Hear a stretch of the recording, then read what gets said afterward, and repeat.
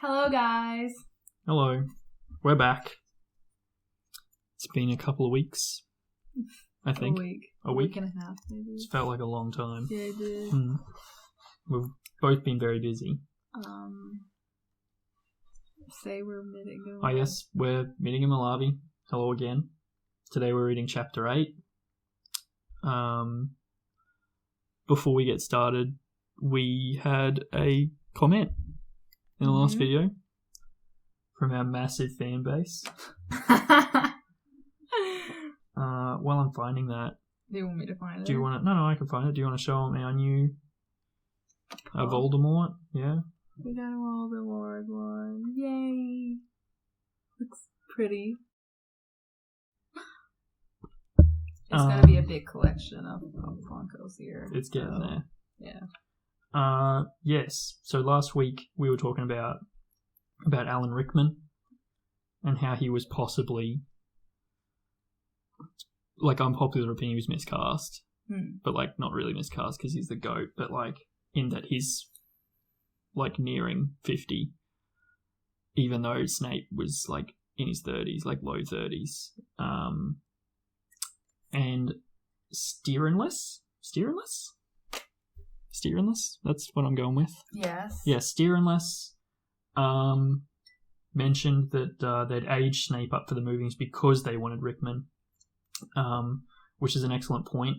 And the knock-on effect was that they had to age up all the people that Snape was the same age as. So really, James, Lily Potter, Lupin, Sirius, everybody that was the same age as Alan Rickman. Oh, okay. Or as Snape, they had to... Just because of Alan Rickman, they did like... Because he was that good, and they were like, But at the same time, like, can you imagine if they had actually cast, like, a proper Snape around...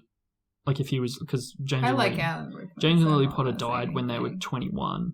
Yeah. To put that in perspective, can you imagine if, like... Let's say in the Deathly Hallows Part 2, when Harry's, like, you know, going to his death, and you know how his parents appear as ghosts? Like, imagine if they were just, like, basically the same age as Harry, because Harry's, like, 17 at that point. Imagine if 21-year-old ghosts were like, hey, you know, where are your mum and dad? And you'd be like, what? Like, I feel like that was probably a good thing, that they aged them up for the movies, because, I mean, it's possibly more tragic that they died when they were 21 at this point, but, like, down the line, it's like, I mean, they weren't even really adults, were they? Like, they were thrust into a war. Had a kid. Yeah, they had a kid at 21, which is always a great idea. No. Yeah. But anyway. That was a big sarcasm. Yeah. Thanks for your comment, Steerinless. We really appreciate it. In fact, we massively appreciate it, because I think that's the only person it's the only person that's watching. But yes. Anyway, Chapter 8, The Potions Master. Speaking of Snape and Alan Rickman. There, look. Where? Next to the tall kid with the red hair, wearing the glasses. Did you see his face? Did you see his scar?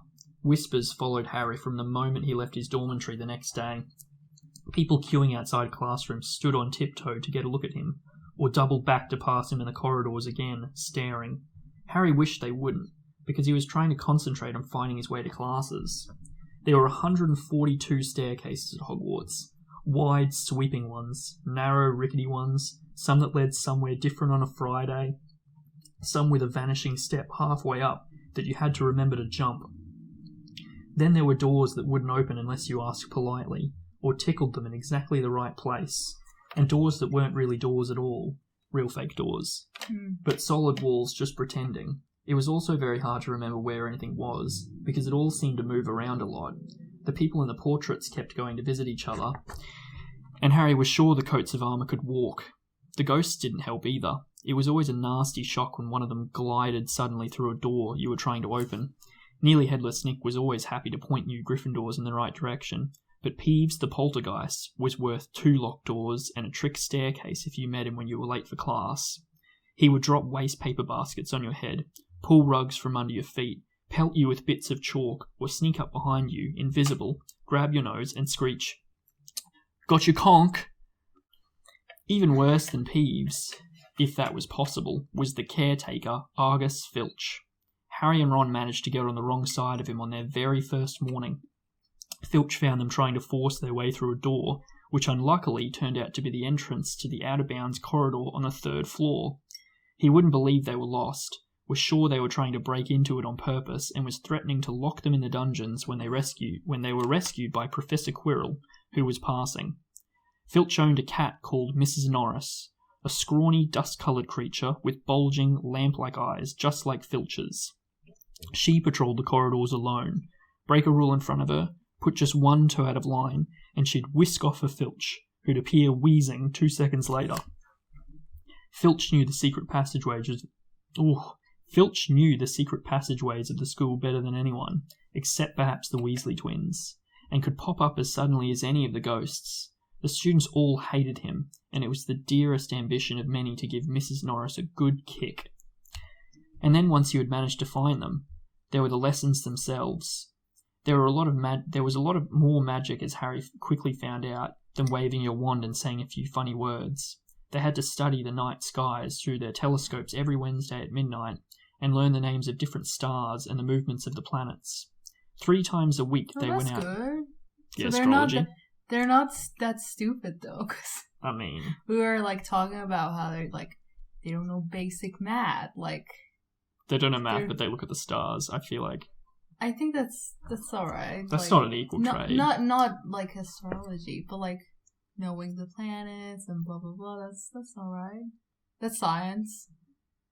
Yeah, I mean, is it like only like astrology? I feel like they're talking about like bullshit philosophy, or like I thought like actual science about stars. They didn't say astronomy or astrology. He's just said studying the night skies. So I'm pretty sure they actually study both. To be fair, but I don't know. Okay, it's still not like math and English. Like 3 times a week they went out to the greenhouses behind the castle to study herbology with a dumpy little witch called Professor Sprout, where they learnt how to take care of all the strange plants and fungi and found what they were used for. Easily the most boring lesson was History of Magic, which was the only class taught by a ghost. Professor Binns had been very old indeed when he had fallen asleep in front of the staff room fire and got up the next morning to teach, leaving his body behind him.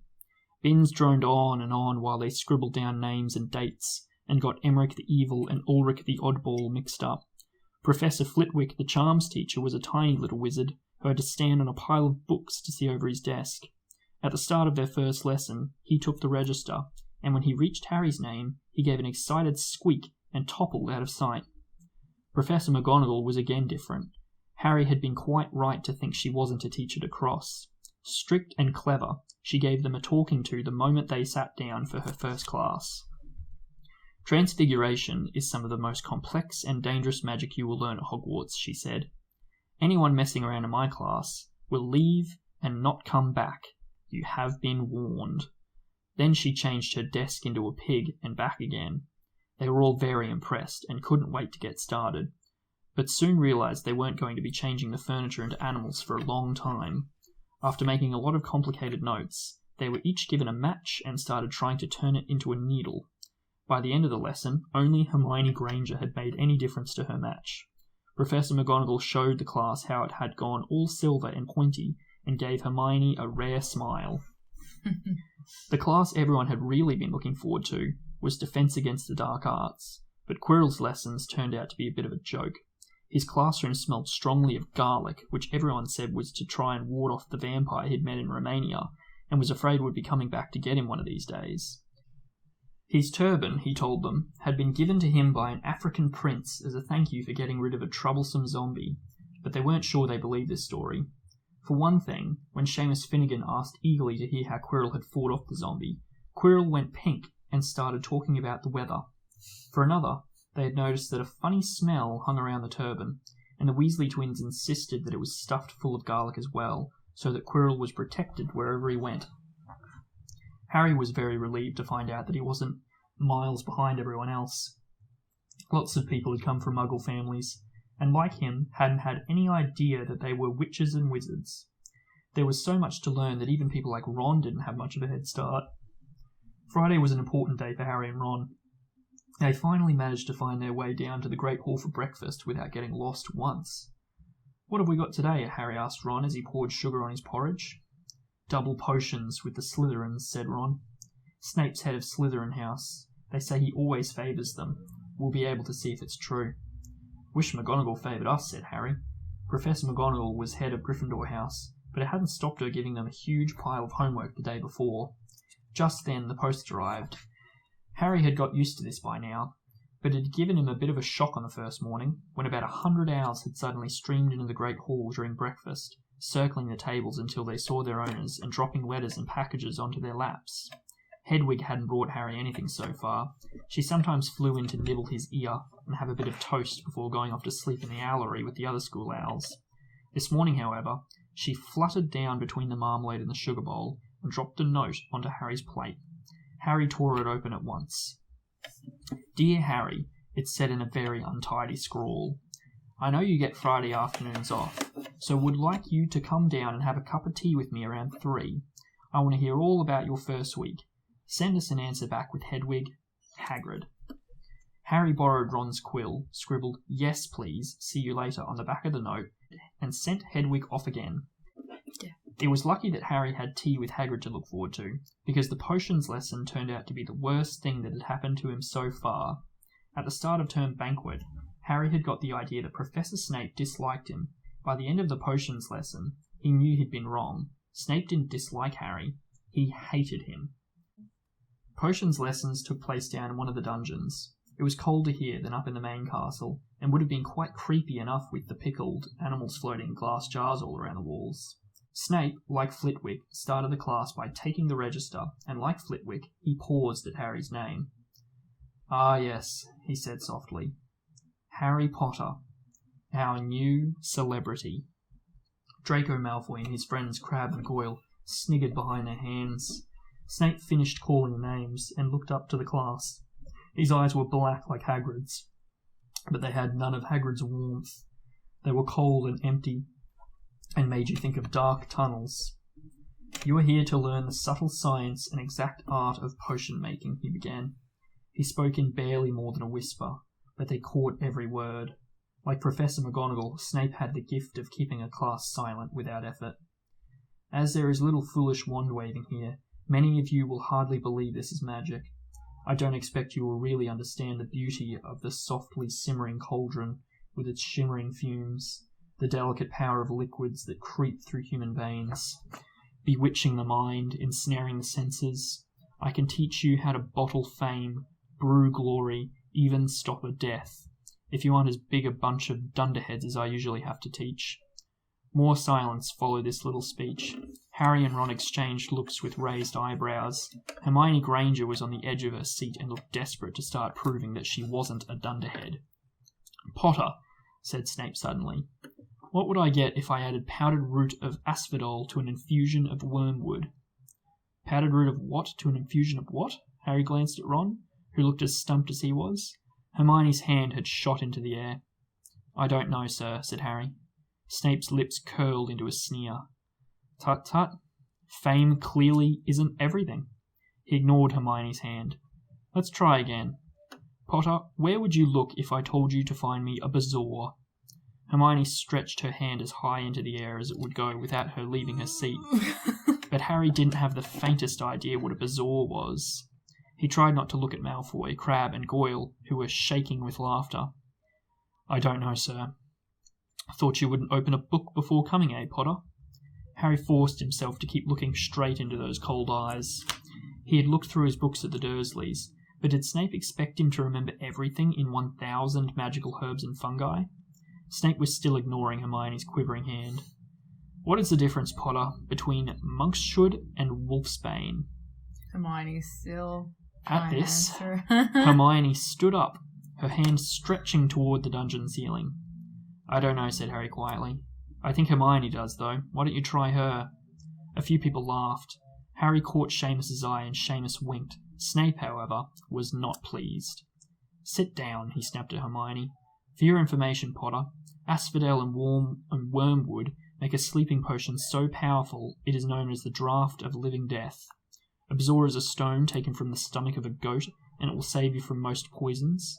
As for monkshood and wolfsbane, they are the same plant, which also goes by the name of aconite. Well, why aren't you all copying that down? There was a sudden rummaging for quills and parchment. Over the noise, Snape said, "And a point will be taken from Gryffindor House for your cheek, Potter." Things didn't improve for the Gryffindors as the potions lesson continued. Snape put them all into pairs and set them to mixing up a simple potion to cure boils. He swept around in his long black cloak, watching them weigh dry nettles and crush snake fangs, criticizing almost everyone except Malfoy, whom he seemed to like. He was just telling everyone to look at the perfect way Malfoy had stewed his horned slugs, when clouds of acid-green smoke and a loud hissing filled the dungeon. Neville had somehow managed to melt Seamus's cauldron into a twisted blob, and the potion was seeping across the stone floor, burning holes in people's shoes. Within seconds, the whole class was standing on their stools, while Neville, who had been drenched in the potion when the cauldron collapsed, moaned in pain as angry red boils sprang up all over his arms and legs. "Idiot boy," snarled Snape, clearing the spilled potion away with one wave of his wand. "I suppose you added the porcupine quills before taking the cauldron off the fire." Neville whimpered as boils started to pop all over his nose. "Take him up to the hospital wing," Snape spat at Seamus. Then he rounded on Harry and Ron, who had been working next to Neville. "You, Potter, why didn't you tell him not to add the quills? Thought it'd make you look good if you got it wrong, did you? That's another point you've lost for Gryffindor." This was so unfair that Harry opened his mouth to argue, but Ron kicked him behind their cauldron. "Don't push it," he muttered. "I've heard Snape can turn very nasty." As they climbed the steps out of the dungeon an hour later, Harry's mind was racing and his spirits were low. He'd lost 2 points for Gryffindor in his very first week. Why did Snape hate him so much? "Cheer up," said Ron. "Snape's always taken points off Fred and George. Can I come and meet Hagrid with you?" At 5 to 3 they left the castle and made their way across the grounds. Hagrid lived in a small wooden house on the edge of the Forbidden Forest. A crossbow and a pair of galoshes were outside the front door. When Harry knocked, they heard a frantic scrambling from inside, and several booming barks. Then Hagrid's voice rang out, saying, "Back, Fang, back!" Hagrid's big hairy face appeared in the crack as he pulled the door open. "Hang on," he said. "Back, Fang, back!" He let them in, struggling to keep a hold on the collar of an enormous black boarhound. There was only one room inside. Hams and pheasants were hanging from the ceiling, a copper kettle was boiling on the open fire in the corner, stood a massive bed with a patchwork quilt over it. "Make yourselves at home," said Hagrid, letting go of Fang, who bounded straight at Ron and started licking his ear. That is a whole page picture. Nice. Like Hagrid, Fang was clearly not as fierce as he looked. "This is Ron," Harry told Hagrid, who was pouring boiling water into a large teapot and putting rock cakes onto a plate. "Another Weasley, eh?" said Hagrid, glancing at Ron's I would freckles. like to go to Hagrid's house. Tea and cake. Nah, his cakes are like... They're called rock cakes. I want to try. Okay. The rock cakes almost broke their teeth, but Harry and Ron pretended to be enjoying them as they told Hagrid all about their first lessons. Fang rested his head on Harry's knee and drooled all over his robes. Harry and Ron were delighted to hear Hagrid call Filch "that old git." "And as far as that cat, Mrs. Norris, I'd like to introduce her to Fang sometime. Do you know, every time I go up to the school, she follows me everywhere. Can't get rid of her. Filch puts her up to it." Harry told Hagrid about Snape's lesson. Hagrid, like Ron, told Harry not to worry about it. That Snape likely hardly any of his students. "But he seemed to really hate me." "Rubbish," said Hagrid. "Why should he?" Yet Harry couldn't help thinking that Hagrid didn't quite meet his eyes when he said that. "How's your brother Charlie?" Hagrid asked Ron. "I liked him a lot. Great with animals." Harry wondered if Hagrid had changed the subject on purpose. While Ron told Hagrid all about Charlie's work with dragons, Harry picked up a piece of paper that was lying on the table under the tea cosy. It was a cutting from the Daily Prophet. "Gringotts break-in, latest. Investigations continue into the breakout at Gringotts on the 31st of July, widely believed to be the work of dark wizards or witches unknown. Gringotts goblins today insisted that nothing had been taken. The vault that was searched had in fact been emptied that same day. But we're not telling you what was in there, so keep your noses out if you know it's good for you," said a Gringotts spokesgoblin this afternoon. I almost said spokesperson instead of spokesgoblin. Harry remembered Ron telling him on the train that someone had tried to rob Gringotts, but Ron hadn't mentioned the date. Hagrid, said Harry, that Gringotts break-in happened on my birthday. It might have been happening while we were there. There was no doubt about it. Hagrid definitely didn't meet Harry's eyes this time. He grunted and offered him another rock cake. Harry read the story again. The vault that was searched had in fact been emptied earlier that same day. Hagrid had emptied Vault 713, if you could call it emptying, taking out that grubby little package. Had that been what the thieves were looking for? As Harry and Ron walked back to the castle for dinner, their pockets weighed down with rock cakes they'd been too polite to refuse. Harry thought that none of the lessons he'd had so far had given him as much to think about as tea with Hagrid. Had Hagrid collected that package just in time? Where was it now? And did Hagrid know something about Snape that he didn't want to tell Harry? Were these in the movie? Yeah. I can't remember. They went to Hagrid's. No, I know the Hagrid one, but like the written thing that he found about the waltz. Oh, the break-in? Yeah. Yeah, that was in the movie. I can't remember. Except instead of him finding it at Hagrid's, they're just like at the table for breakfast, I think. And I think he just like borrows a newspaper from somebody. It might have even been Hermione. Maybe that's why I don't like. Yeah. Oh, it's different. It's like slightly different. Yeah. And like even the potions lesson was slightly different. The transfiguration lesson. They cut herbology out of like the whole first film. Like did we even meet Professor Sprout in the first movie? Like I don't even remember, to be honest. Professor Quirrell's lesson and like the smell of garlic. To be honest, I would have liked that. Imagine going in a room and it just smells like garlic. Ew, no. No? No, not like a class. But I like garlic. Yeah, food for food. So yucky. That was a brief chapter, by the way. Yeah, that was so a real really small one. Yeah. Yeah, that's alright. We'll do a small one to come back. Yeah. We are now Halfway. over halfway. Yay! Yeah. The next chapter We're gonna is have chapter 9. Yeah, we're gonna have guests for other books, so you better be quick because I'm excited for guests. Okay. Spice the videos up. I kinda get why Snape is like this. Such a bully. Like first I'm like, oh, why is he so mean? But like now that I know about him, I'm like, fair enough. You know, I still think he's a bit of a bully. No. He was bullied, so. Yeah, but what right does that give him to bully Harry? I know, but like he's. So because he was bullied, he's up in his head. Like that's why it makes sense. Before I was like, what is wrong with him? But now I know what is wrong with him. You know. Points as well. Like we got our first glimpse of the house points. Like they spoke about it. It wasn't, yeah. They spoke about it. But now, like, no, but we've seen like a first glimpse of points being taken away. Yeah. And like the points actually matter in the books.